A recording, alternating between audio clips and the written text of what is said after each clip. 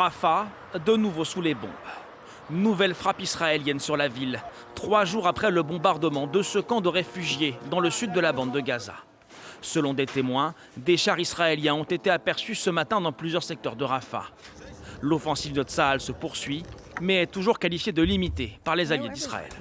Nous estimons toujours que ce qui se passe à Rafah, ce que fait l'armée israélienne, a une portée limitée. Ces images, ce qui se passe sur le terrain, c'est horrible, c'est tragique, et cela doit cesser. Nous devons également nous souvenir que nous soutenons Israël dans son combat contre le Hamas, et c'est une organisation terroriste. Une succession de bombardements qui a provoqué l'indignation dans le monde entier. Dans de nombreux pays, les manifestations parfois violentes se multiplient, comme ici au Mexique, où des affrontements ont éclaté cette nuit près de l'ambassade d'Israël. Et la pression sur l'État hébreu s'accentue. Hier soir, le secrétaire général des Nations Unies a fait part de son effroi face à la situation à Gaza. Le secrétaire général a le cœur brisé par les morts et les blessés, parmi lesquels de nombreux jeunes enfants. Comme il l'a déjà dit, l'horreur et la souffrance doivent cesser immédiatement.